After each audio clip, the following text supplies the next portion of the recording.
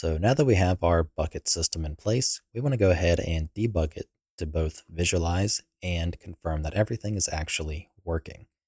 So what I want to do is first off, basically just go to our zombie pawn, and down here in our post significance, I want to fire off a simple blueprint, event that can update the, just a text render component that we're going to add to our pawn. And this is going to allow us to simply literally see which bucket they fall into right on top of their head. So we first need that event. So in our header here, let's go ahead and make a new U function, blueprint implementable event. And yeah, I don't care about a category for now because we're going to remove it. Let's call it void on LOD set. And then we want a new LOD. So a const int32 LOD. So we want to call this from our post significance function. Now we just need the actual LOD. So we have our object info.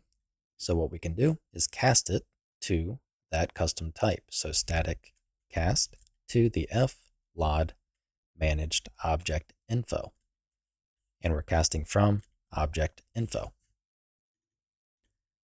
So let's call it LOD object info and include it. So we include, oh, we got both of these actually in the wrong spot. Include performance bucket significance manager.h. So back down, let's grab the LOD object info and simply pass in the given LOD. So the last thing that we want to do, and this is more of a something that's kind of mandatory. So on begin play, we are registering with the significance manager. On end play, we do want to make sure we remove ourselves from the significance manager. Likewise, we also want to remove ourselves from the registered zombie when we die. Sorry, we want to unregister ourselves. I can't remember if we're actually doing that or not. Okay, we are. So we just need to implement it in the subsystem. So ignore that part. So we want we want to override the end play and simply get the significance manager. So U significance manager get and pass in get world. We want to unregister an object, and this zombie is going to be that object. And that's all. So let's head back into the editor so we can go ahead and compile, and everything else for testing will be done in Blueprint. Okay, so now that we are back in the editor, let's go to our zombie pawn. And we want to add a text render component. And yeah, we'll just put it above the head. And I'll go ahead and just center it. So what we want to do is implement under functions. We want to override the on LOD set that we made and basically grab the text render component, set text. Wait, yeah, that was set text. And pass in the given LOD.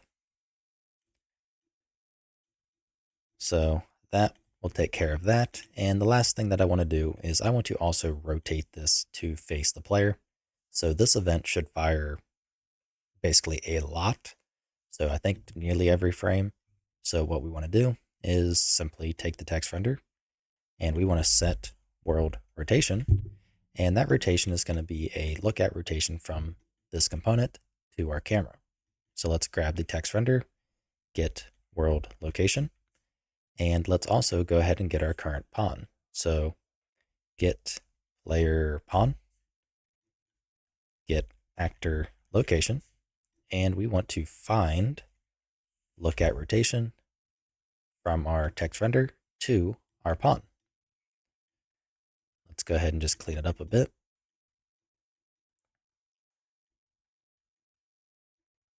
And there is our rotation.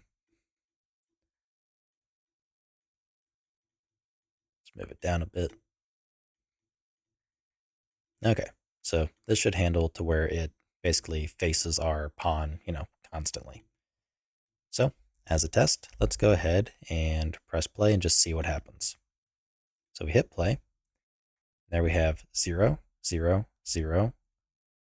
It's really hard to see with a gray background on white text. And we also have this, so our player pawn is invalid, I guess, on the first run. So what we can do instead is get the player pawn, and if it's valid, and this is just to stop the errors from basically spamming, we then will set the rotation. So now to make it more visible, all we want to do is just change the color here. So let's do, I don't know if red, let's do like a deep red.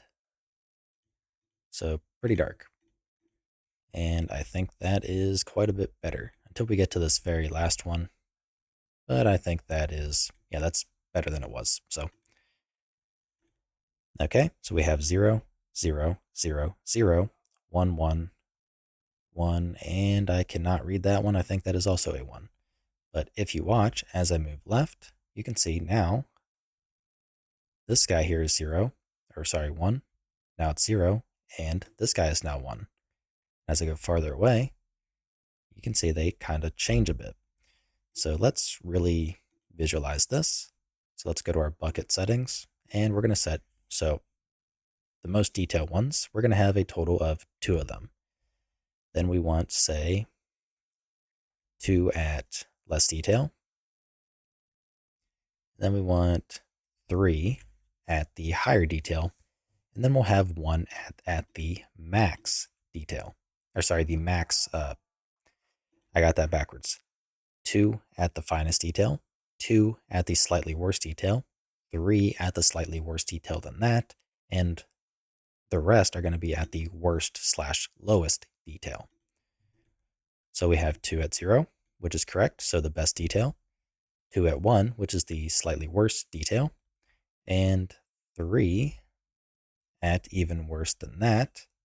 It is really hard to get close enough. Can I fly over there? Yeah, so then we have 3, so 1, 2, 3 at the second to worst detail, and then the very last guy here we have at the worst total detail.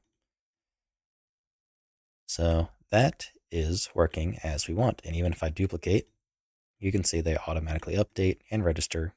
Then if I get close, they become more detailed. So these 2 are the most detailed. These 2 are the slightly more detailed. And if I get close to this guy, he is now the most detailed. And you can kind of see how this is going and working.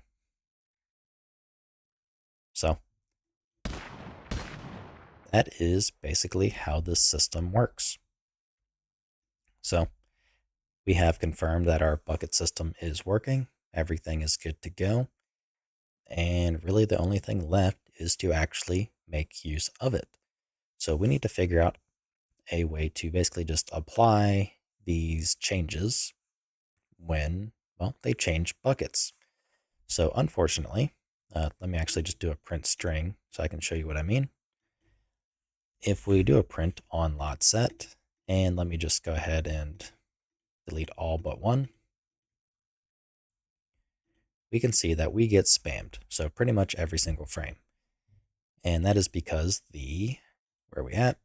Post significance function is running pretty much every single frame.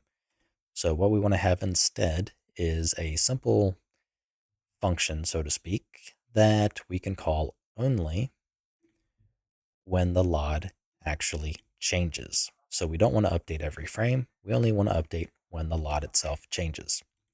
So with all that out of the way, I will see you in the next video.